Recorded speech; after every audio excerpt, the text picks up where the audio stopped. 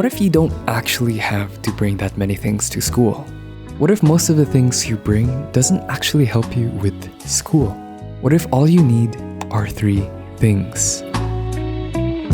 Hey everyone, welcome back to another video, and in this video I wanted to show you guys my 3 minimalist dopamine-proof setup. Well, not dopamine-proof in a sense that it will literally clear your dopamine, but it's just dopamine-proof because one of the items allow me to focus really well, and it's just really the essentials that I need for school. Now, the reason why I make this video is because last semester during my finals, I was able to get a really good grade running this 3-item setup. And that made me think that you don't actually have to bring that many things to school. So how am I able to survive with just 3 things going to school? Because you might be asking me, Kai, but how about like running Anki? How about handling Word, Google Docs? Where do you make your flashcards? Where do you access your files? And those are valid questions. Like, I had those questions as well when I was making this video, but when I ran through that setup, it was crazy. It was like, damn, I had so much realizations. Back then, before, I used to bring a lot of things to school, so I would bring my main laptop or my main computer, which is where I would be pretty much doing my Anki, because that's where my Anki, my flashcards were. I'd bring my iPad to do diagrams separately, and then I would take notes and flashcards on my computer.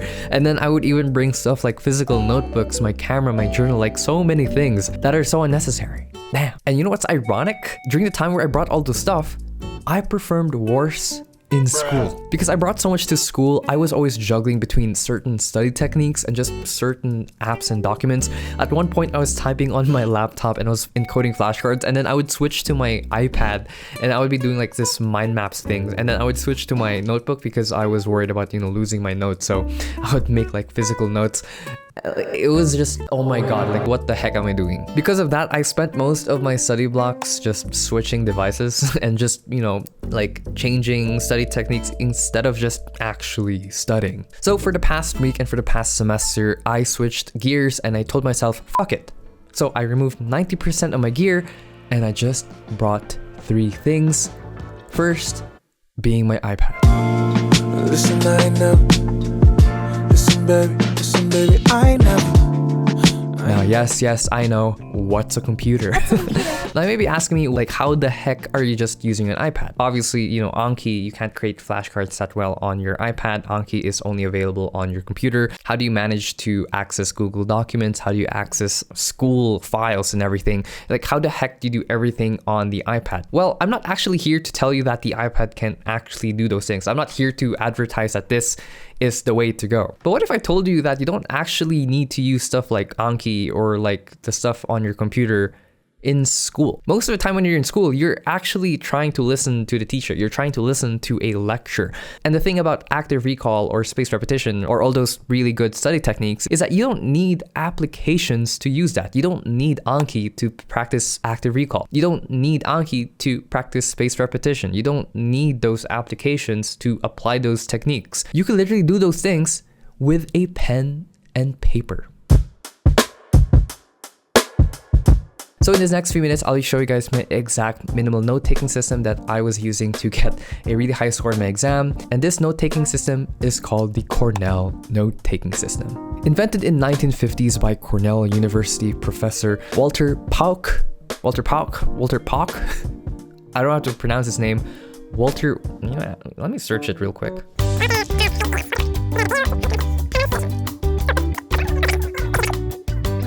Walter Pauk. Did I say that right? This note-taking system basically divides your note into 4 sections. The top part containing the course name, the dates, and the lecture topic. Mainly this is just for organization purposes, so I just put the title of the lecture or the topic on the top. Then on the wide right of the column, you're going to be taking your main notes. Not just copy notes, you're there to write down important notes using bullet points, short phrases, or abbreviations in your own words as much as possible. I don't really copy word to word what the professor is saying because that is not the point of note-taking. Note-taking is, there for just jotting down things that are not available in like a textbook or in a resource. So it's something that you need to write down that your professor is saying. Because if you're just copying whatever your professor is saying, like word to word, you're not really learning anything now, are we? Then on the left side, which is my favorite column, which is the question column. You're essentially going to be adding questions about the lecture based on your notes. By actively creating questions on my notes, I'm able to just really digest the information more. more. So I typically do this step after class or whenever there's a break in between class. I don't usually do it during class because obviously your teacher is spouting information. So, you don't have time to really write questions. So typically I do this sometimes during class, but mainly after class. And finally, on the bottom we have is a brief summary of the page or the content you're learning. I find this really, really useful. So every time I write a specific summary below the page, I find that it just really helps me stay on track with what we're studying, because a lot of times when we're studying, when I'm in class, I tend to just drift off like, every other person. So by actively summarizing the topic of my notes in my own words, not only will I have a good summary to go back to whenever I'm studying, but it's also a good way for me to just really be in line with what we're learning and to really just test yourself to see like, okay, do you actually understand the content itself? Now, if you guys are wondering what application I'm using to take down my notes, the main application I'm using is Notability, which you are seeing in this video, and the kind people at Notability are sponsoring this segment of the video. I've been using Notability and it's been just a great experience. As a student, not only do they have templates like the Cornell note-taking system that I mentioned, and they also have a way for you to turn your notes into practice flashcards or quizzes. So every after lecture, I'm able to just practice and to just revise my notes and everything in an automatic flashcard or quiz template, which is generated from your notes, which is just really, really cool. So if you guys want to get Notability, then head down to the link in the description below. I highly, highly recommend it. And using the link below will help the channel out.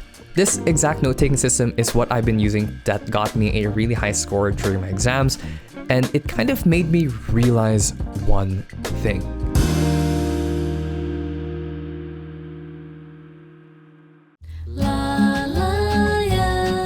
You don't have to make your flashcards, you don't have to do the fancy note-taking, organizing your notes all within the class. Your job there when you're in class is to just listen to the professor. When I'm in the class, I just try to listen to whatever the professor is saying and to just really try and digest what they're, trying to explain. If you're watching this and you're in high school, there's a big chance that the stuff you're learning is available in a textbook somewhere. So you are fine. You don't have to write down literally everything your professor is saying. However, if you're like me and if you're in medical school, then yeah, like most of the topics my teachers are talking about are not available easily online. So but the core principle remains. You won't have time or the attention span to do everything within the class. So might as well just focus and listen to the teacher and try to revise that right after class. Do the listening and understanding in class, do the revision and active recall after class. And the most important part is that you are doing this with 100% attention. I always give my 100% attention in class, and after class when I'm studying outside,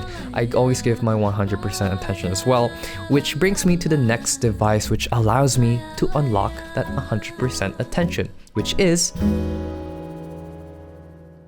Now from the get-go, I want to tell you that these earphones are not mandatory. These are not required. These are expensive. Like for an average student, you don't have to get this. You don't have to ask your parents to get this. Like this is not necessary for focusing. You could focus even without any earphones. I've been using AirPods for multiple years now, and this has been such a delight using it. I know these are expensive, but it is so worth the money in my opinion. However, you could literally do the same with other cheaper options. You could literally have wired earbuds and that will be perfect as well. Earbuds are a natural noise suppressant because of the way it closes your ear from noises. Now, how do you actually unlock 100% attention with these? Well, obviously the first step is blocking the noise, but the second part is actually choosing the right music to listen to and focus on. One pro tip that I can give you is that if you're choosing to listen to music while studying, choose the music that doesn't excite you.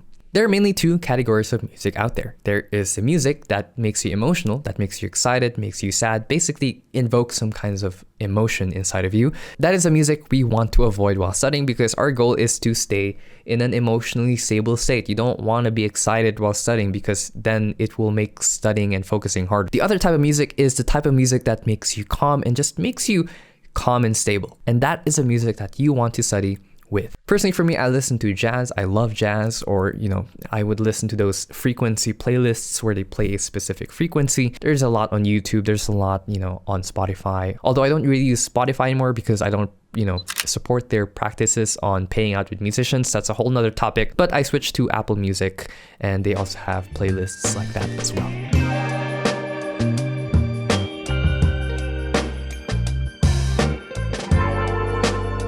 And of course, finally, we have my iPhone.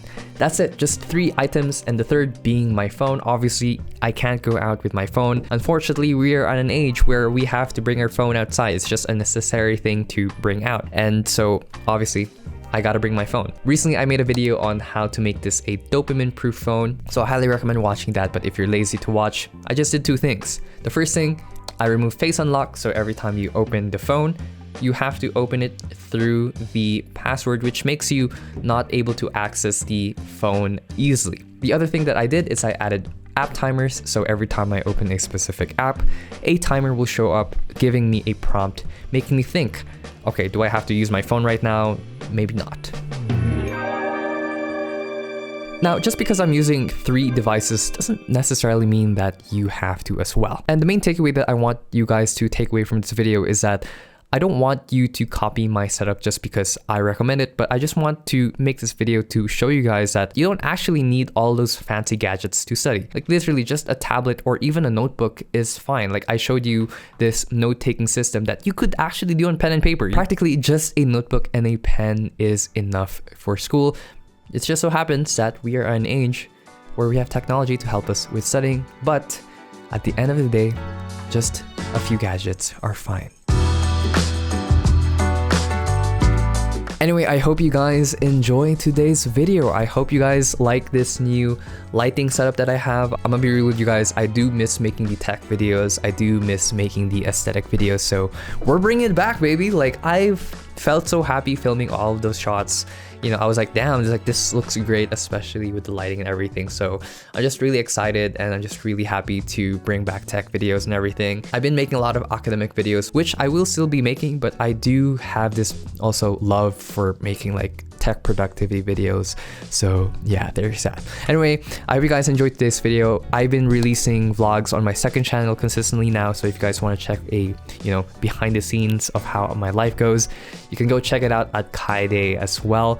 In terms of Kai Academy, I'm still building it. I'm sorry guys, but I've just been so unhappy with how it's been turning out because I really want it to be worth it for you guys. So I've been just fixing a lot of things. So yeah, don't worry, I'm still working on it. And yeah, I hope you guys are enjoying today's video. If you are watching this until now, you're a really cool person. Comment down a Apple emoji because Apple a day keeps the doctor away. I don't know. Yeah, comment down Apple if you're a cool person. But anyway, I hope you guys enjoyed today's video and I'll see you in the next one. Don't forget to drink your water. Bye. You're doing to me, it's like something out of a movie. You see right through me. It's like you